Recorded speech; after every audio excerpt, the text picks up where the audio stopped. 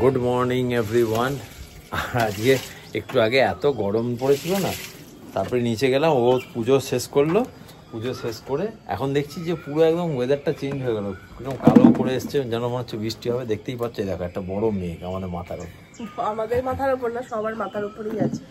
যাই হোক, শুক্রবার মানে আজকে না ঘুম থেকে উঠতে ইচ্ছা করছিল না, জানো, কেননা দুদিন ধরে কুনালকে বলছিলাম কেমন ছাড়া ছাড়া ঘুমাই, মানে একটুখানি ঘুমাচ্ছি আবার ঘুমটা ভেঙে যাচ্ছে, আবার ঘুমাচ্ছি। টানা যে ঘুমটা হয়, সকালবেলা উঠলে বেশ ফ্রেশ লাগে। আর এরকম ঘুমটা হলে সকালবেলা মানে ভোরবেলার দিকে চেপে ঘুম আসে। তো সকালবেলা আজকে উঠতে ইচ্ছা করছে না, ভাবছি না আজকে শুক্রবার, আজকে উঠতেই হবে, পুজোর একটু চাপ আছে। যাই হোক, সকালবেলা পুজোটা হয়ে গেল মানে অনেকটা কাজ যেন সারা হয়ে গেল। খাই অনেকক্ষণ, না ঠাকুরের প্রসাদটা খাই। হ্যাঁ খেয়ে চলো, 8টা বাজে, আমার খিদে লেগে গেছে। ওয়েদারটা যদি এরকমই থাকে ভালো থাকে। যাই হোক, good morning everyone, welcome back to the channel and welcome back to a new blog. হ্যাঁ, আমাকে দিলি না প্রসাদ, তুই খেয়ে নিলি। ওবেলা ছুকিং ডাকছে, আমি ওর ডাকে উঠেছি। কিরম বদমাস, যে চেঁচি চেঁচি ডাকছে, আর দিয়ে কোথায় ঢুকেছিল দেখো, ওর গায়ে কিরম সব লেগেছে, নোংরা। তুই একটা নোংরা, দেখো কি সব লেগেছে ওর এইখানটা। এই দেখো, এই দেখো এখানে কি সব লাগিয়েছে। ও কোথায় না, ওই যে কি বলে আরশোলা দেখেছে, ওই রান্নাঘরে কোথাও ঢুকেছিল, ঝুলমুল লেগেছে ওর গায়ে। শয়তান, তোকে দাঁড়া।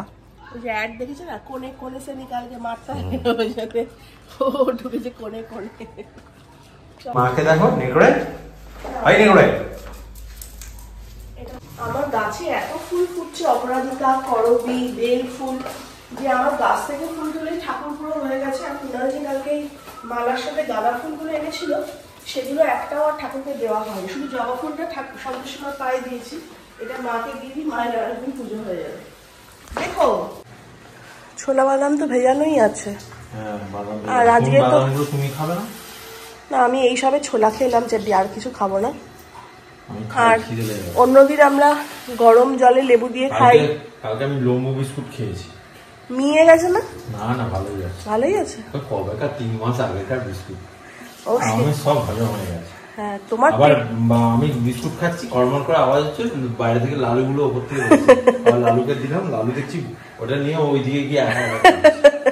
যদি ভাগ দিতে হয় বউকে আর ছেলেকে। কফি না, একটু তো গ্রিন টি করতে পারতে তো। না, ওটা লেমন আর হানি ফ্লেভার, না লেমন খাবো না। ভালো লাগে না এই কফি খেতে। আর তুই এক কাজ কর, সকালবেলা তুমি ছোলা দিয়ে খাবি, আর তুমি চা কফি কিচ্ছু খেতে হবে না, আমি আমার জন্য করে দেবো। এই পাখির বাসাটাকে অনেকদিন পড়ে আছে, বাবুই পাখি তো, বাবুই পাখি বলছি, ওই ঘুঘু নেই। কালকে এটাকে পুরো পরিষ্কার করে দিয়েছি, দেখো একদম পুরো পরিষ্কার। এখন আসবে আবার করে নেবে, ফাঁকা রেখে দিয়েছি, ওই জন্য ফেলে দিলাম। আর ওইখানটা পুরো নোংরা হয়ে গেছে, মানে এত পটি করেছে, ওইগুলো মানে উঠছিল না। কত কষ্ট করে করে আমি কালকে তুলেছি, ও পড়াচ্ছিল, আমি তখন সেই সময় করেছি। চাবিটা সেই কবে থেকে এখানেই পড়ে আছে। আমি ভেবেছি কি যে গাড়িটাকে গিয়ে মানে মুছে ফুছে ঢাকা দিয়ে আসবো, আর হলোই না। দেখো গাড়িটা যেন ধুলো হয়েছে না, আমার মানে খুব ইয়ে হবে। আর আমার মোছার কাপড়টা পর্যন্ত কোথায় চলে গেছে সেটাই বুঝতে পারছি না। কে নেবে তোমার মোছার কাপড়? আয় তাড়াতাড়ি আয়।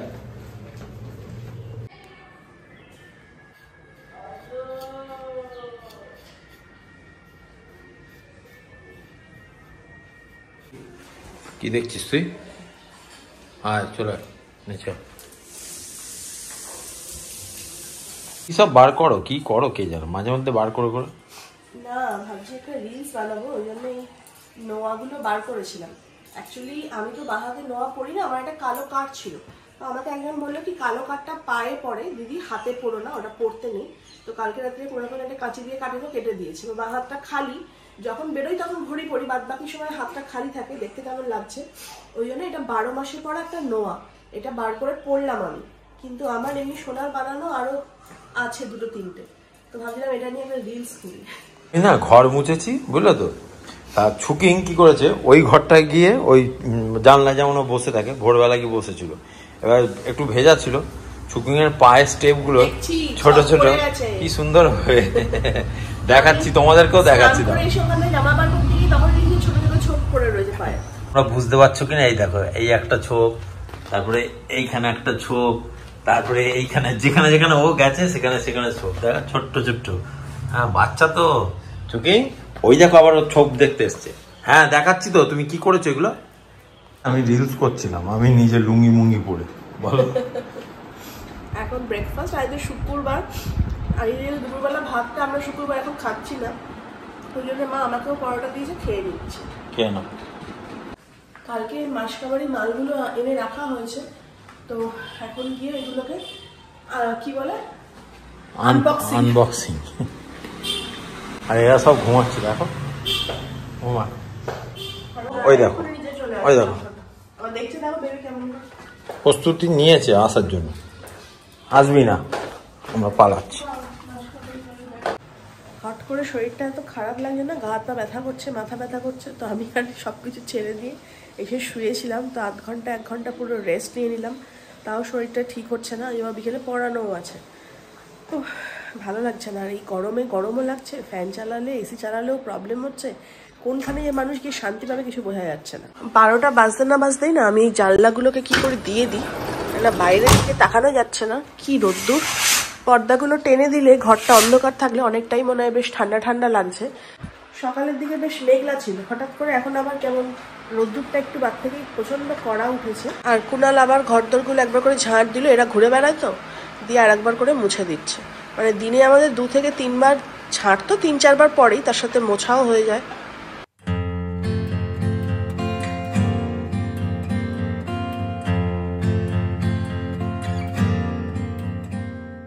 আর এখানে দেখো আমরা গরমে জানলা ফাল্লা দিয়ে দিচ্ছি, আর বেবি এসে এই রোদ্দুরের মধ্যে এখানে শুয়ে আছে। তোর কি গরমও লাগে না কি রে? ওই দেখো ওই জানলায় আবার ছুপকি শুয়ে আছে, দেখো পুরো রোদ্দুরটা গায়ে পড়ছে।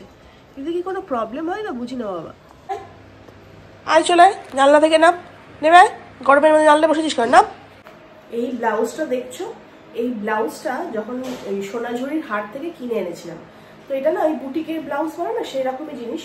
তো এরকম ব্লু এর ওপর এরকম প্রিন্টেড আর রেড কালার এরকম পাইপিং দেওয়া রয়েছে, গলাটা হচ্ছে বোট নেক, আর এখান থেকেও সুন্দর কাজ গেছে, পিঠটাও সুন্দর। তো এরকম রয়েছে, আর দুদিকে দুটো এরকম দড়িও রয়েছে। তো ব্লাউজটা কিনে এনেছিলাম, বাট পরা হয়নি সেইভাবে কোনোদিনই, পুরো পিওর কটনের ওপর। তো ওখানকার মহিলারা যারা বিক্রি করে ওরা নিজেরা হাতে বানায়।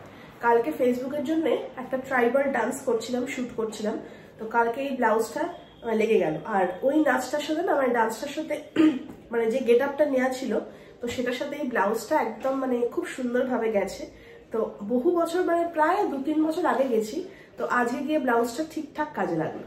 আচ্ছা না, এই পালমো সিরাপটা আছে, তো এই পালমো সিরাপটা খুব ভালো। তো এমন কাশি হচ্ছে আর সর্দি এত, তো ভাবছি এই পালমো সিরাপটা একটুখানি খাই। আর বুকটাও ব্যথা করছে কেশে কেশে। এটাতে একটু হালকা গরম জলের মধ্যে মেশাতে হয়, তাই একটুখানি গরম জল করছি হালকা করে। তো অল্প একটুখানি জল নিচ্ছি, মানে ধরো 1 কাপের 3 ভাগ বা 1/3 অফ দ্য কাপ একটুখানি গরম জল নিয়েছি। এরপর এই সিরাপটা 3 চামচ এর মধ্যে মেশাবো। তো 3 চামচ মিশিয়ে নিলাম। এটা না আমারই একজন, মানে আমার ফলোয়ার্স আমাকে রেকমেন্ড করেছিল, এটা একটা হোমিওপ্যাথিক সিরাপ, নাম হচ্ছে পালমো। তো এটা দিনে 3 বার যদি এরকম ভাবে খাও, কফ যে বসে থাকে সেটা উঠিয়ে দেয়। আর কাপ সিরাপ খেলে যেটা সব থেকে বেশি প্রবলেম হয়, খুব ঘুম পায়, এটাদের মধ্যে অত ড্রাউজিনেসটা থাকে না। আমি তো এখন রোজ সকালবেলা ঘুম থেকে উঠে স্নানটা সেরে নিই, স্নানটা ফেলে রাখি না। এবার সকালবেলা জলটা একটুখানি ঠান্ডা দেয়, তো রোজই কী করছি, গিজারের জলটা গরম করে জলটা মিশিয়ে স্নান করছি। যদিও মনে হয় ঠান্ডা জলটাই ঢালি, এতটা গরম পড়ে গেছে, বাট ফিরবি ভয় লাগছে, কি করে যে এত ঠান্ডা লাগছে বুঝতে পারছি না। তো দেখো না, আমার বেড সাইডের টেবিলের পাশে এরকম সর্ষের তেলের ভাটি নিয়ে বসছি। মাঝে মাঝে কী হচ্ছে, নাকটা ব্লক হয়ে যাচ্ছে আর নিঃশ্বাস নিতে কষ্ট হচ্ছে। তো এই সর্ষের তেলটা হাতে ডলে গরম করে নাক দিয়ে টানছি, তারপর গিয়ে নাকটা খুলছে। কি জ্বালার মধ্যে যে পড়া গেছে, দেখো চোখ মুখগুলো যেন বসে গেল আমার। এক গরস দিতে নেই না, ব্যাস ওই আর এই তো এই একটু আলু ভাজা দিন না, ঘি তো একেবারে মানে মনে হচ্ছে এরকম করলে ঘিটা ড্রপ করে পড়বে। খেয়ে নাও। এইবারে তুমি তো এবারে 1 ঘন্টা পর দুধ কর্নফ্লেক্স খাও, ব্যাস। ভাতটা একটু দরকার। অ্যাকচুয়ালি তোমরা বলবে যে এ আবার কি আদিচ্ছে, দেখো না খাইয়ে হিসেবে দেখাতে হবে, তা না।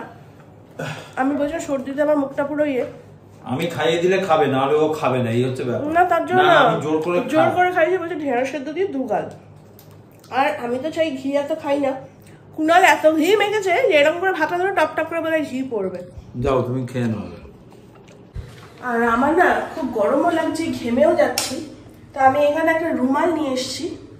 কি করবো বলো তো, রুমালটাকে না জলে ভিজিয়ে নেবো, দিয়ে গলায়, ঘাড়ে, হাতে একটুখানি স্পঞ্জ করে দেবো। মানে পুরো গায়ে জল ঢালতে ভয় করছে, মানে আর হ্যাঁ গিজারে গরম জল করে করতে পারি, কিন্তু না একটু বিশেষ করে আরাম হচ্ছে না। সকালবেলাও গিজারের জলে স্নান করেছি, তো সেই গরমটা আবার শরীর থেকে যাচ্ছে না, শরীরে একটা আনইজি ফিল, আবার গায়ে ঠান্ডা জল ঢালতেও খুব ভয় করছে। তো এই যে মুছে নেবো, তো একটুখানি আরাম লাগবে।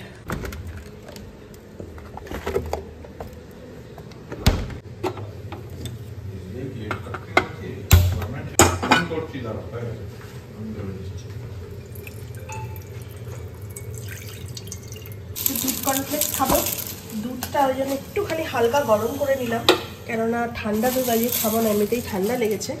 আর অন্য সময় মাইক্রো ওভেনে ঢুকিয়ে দিই, গরম হয়ে যায়, বাট মাইক্রো ওভেনে সব ঠেকা ঠেকে যে শুক্রবার, তো ওই জন্য আলাদা করে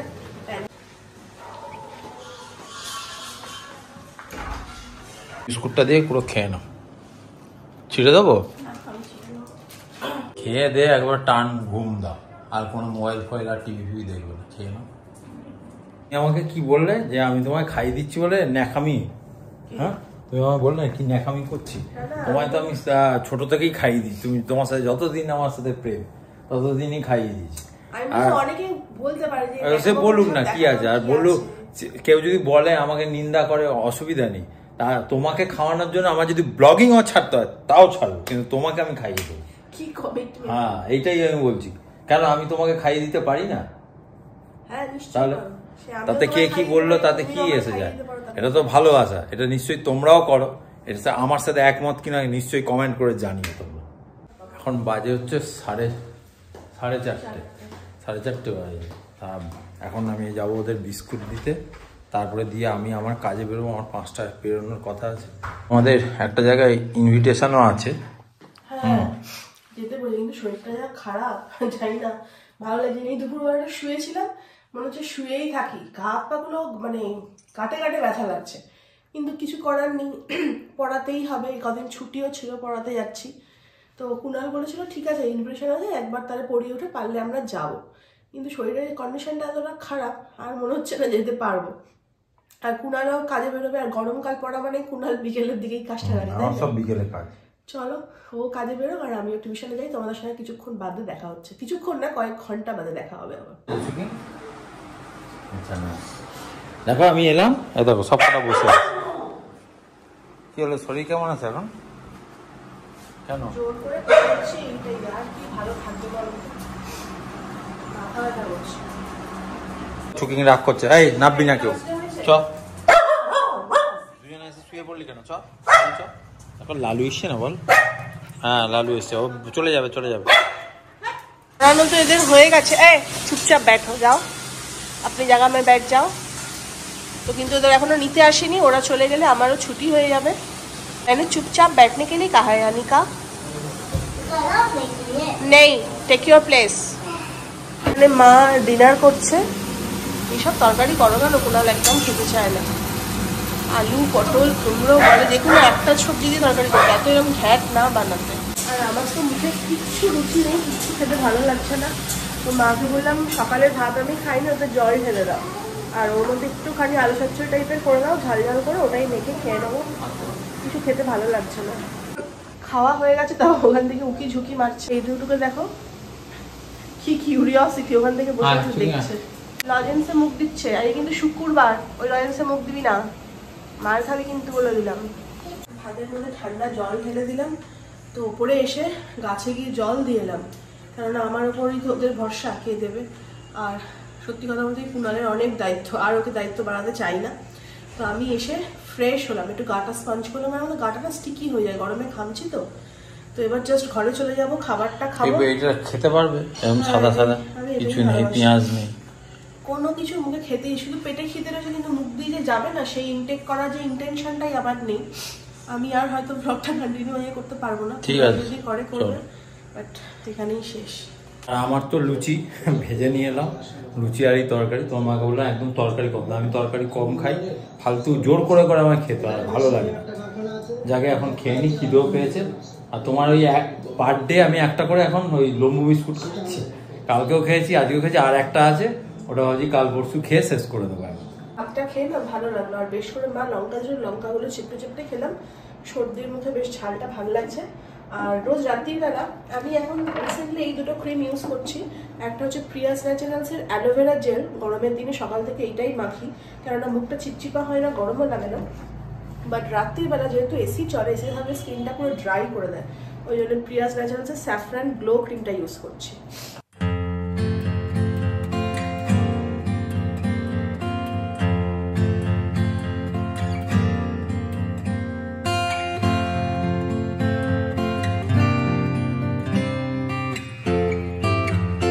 আর এখন আমরা দেখছি ডিজনি হটস্টারে পাটনা শুক্লা আজকেই দিয়েছে রবীন্দ্রনাথের। কদিন ধরেই দেখছিলাম, মানে ক্লিপিংস গুলো দেখাচ্ছিল, আমি বললাম যে দিলে ভালো হবে। আর বইটা ভালো, মানে যা বুঝলাম সব তো এখন মানে মেয়েদের নিয়েই বইগুলো হয়। তা আশা করি তোমাদেরও নিশ্চয়ই দেখতে ভালো লাগবে, আমাদের তো ভালোই লাগে। যাকে ভালোই লাগে, একটা সময় ছিল যখন মানে পুরুষ কেন্দ্রিক সিনেমা থাকতো, সবসময় হিরো মানে সুপার হিরো টাইপের দেখানো হতো, আর মেয়েরা থাকতো আর্ম ক্যান্ডি হিসেবে ওই দুটো নাচ গানে আর কয়েকটা সিনে। কিন্তু এখন যে মেয়েদের নিয়েও হচ্ছে, মানে মহিলা কেন্দ্রিক চরিত্র নিয়ে যে সিরিজ বলো মুভি বলো হচ্ছে, দেখতেও ভালো লাগে। আর সব মেয়েদেরই প্রবলেম গুলোকে তুলে নিয়ে আসে, এগুলো দেখতেও ভালো লাগে। আর এই সমাজে যেসব ন্যারো মাইন্ডেড মহিলারা আছে, তো আমরা এই ক্ষেত্রটা এসে বেশি মেয়েরাই মেয়েদের শত্রু বেশি করে বুঝতে পারছি, তো তাদেরও মনে হয় এগুলো বেশি করে দেখা উচিত। আর মানসিকতা না চেঞ্জ হবে না, চেঞ্জ হবে না। ওরা সেই একদম 60s 80s এইগুলো মেনটেন করে চলবে, কখনো তুমি তাদের মেন্টালিটি চেঞ্জ করতে পারবে না। কুকুরকে আমি দেখেছি খুব তাচ্ছিল্য করা হতো, লাঠিঝাঁটা মারা হতো, খুব করা হতো, কিন্তু এখন এই সোশ্যাল মিডিয়ার দৌলতে এখন কিন্তু অনেক মানুষই কিন্তু কুকুরকে আর লাঠিঝাঁটা মারে না বা দুচ্ছাই করে, তাও অনেকটাই কিন্তু ইমপ্রুভমেন্ট হয়েছে সমাজে। তো আমার মনে হয় এগুলো একদিনে তো কোনোদিনই সবকিছু চেঞ্জ হয় না, আস্তে আস্তে সবকিছুই হবে। দেখে ছুকি, তোদের নিয়েও কথা বললাম আমরা।